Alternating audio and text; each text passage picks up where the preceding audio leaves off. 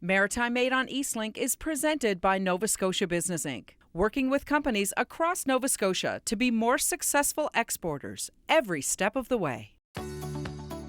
School Street Studio Glass produces handmade fused glass art in their home studio and in their gift shop in Hantsport, Nova Scotia, where they also offer DIY workshops. So we are a wholesale company. We make things by hand, but in great quantity. So they're still handmade, there's just a lot of them.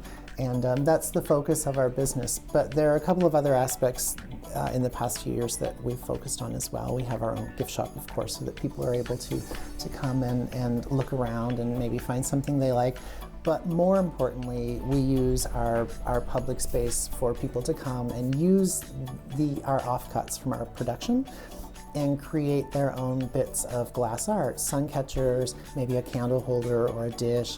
And that part of our business, the aspect where the public are able to come and make the art, was really the motivation for our business in the first place. We enjoy everything that we do, and we love wholesaling our product to other gift shops and things like that. But having the public be able to come and enjoy themselves was our focus from the beginning, so we're grateful that we can do that. Co-owner Jason Tucker is producing 3 pieces showcasing different processes.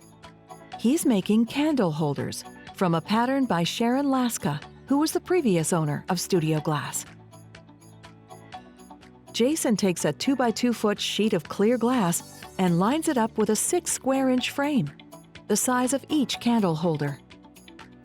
He scores the glass with a pair of glass cutters along these lines. Then he breaks the squares out with running pliers, specific for glass making. They bend the glass without breaking it. After completing the base, he selects the various glasses he will use for the pattern. They use clear, opaque, and rainbow-hued glasses from Oceanside Glass and Tile. The pattern calls for 2 colors, but Jason likes to mix and match. No 2 of these items are the same. He scores out these pieces of the pattern. These are also called bones or ribs. It's best to break these off one by one. This is when glass is sharpest and most dangerous. He creates the feet of the holders. Picking up the pattern's assembly sheet, he puts the glass base on top of it. The feet are placed in the middle of each piece and will be higher than everything else to support it.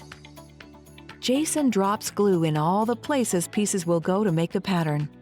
This holds them in position. Crushed glass called frit is applied using a paper plate. It's loosely shaken into all the empty spaces, starting in the center and then outward.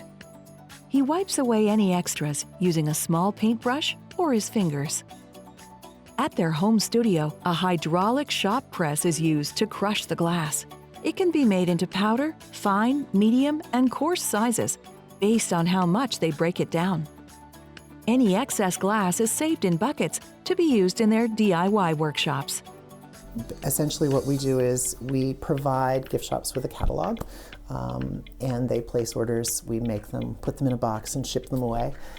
But I would estimate that about 70% of our business is done here in Atlantic Canada, so the 4 provinces here. We also sell our product in other places across the country in various provinces and territories, and a couple of states in the United States. But because we make such a wide range of things, there's always sort of one thing that one organization in particular might want. So for example, we make and sell piano trays, they're dishes, to the Symphony in Houston, Texas, for some reason, because we met them at a trade show nearby, and they really like them, and that's appropriate for them. Next, Jason will make a Stratocaster electric guitar. He's already gathered all the glass and patterns required and gets to work on a light table. He scores curves of the body out and uses grozing pliers to remove bits that don't break off properly.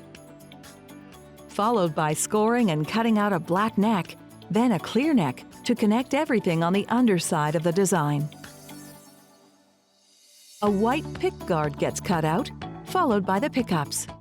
These and the frets are made with easier to cut 2mm glass, whereas most of the other glass is 3mm. He uses a grinder to improve the shaped edges and throws these pieces in a plastic bin with water to wash away any dust. They're dried before white glass paint is applied. This creates frets on their necks. Black glass paint creates the volume and tone knobs. Once these dry, everything is laid out on coroplast. Glue is applied and the parts are put together. Tweezers and dental picks are used gingerly. When Jason makes his lighthouse magnets, it's all done freehand. These use spirit glass, which is made with more than one color of sand. The sun bead was created by placing tiny squares in the kiln on full fuse settings, leaving them rounded. He assembles each magnet, making 12 today. After everything is glued together, black paint is used to add birds and windows. The pieces are loaded onto a prepared kiln shelf, taking care to ensure no pieces are touching each other. The lid is closed and the kiln is programmed to fire overnight. The kiln heats up gradually, and when 1200 Celsius, a white-hot stage where the glass is liquid, it cools down, annealing, then drops until it's room temperature and the kiln can be opened. This takes hours.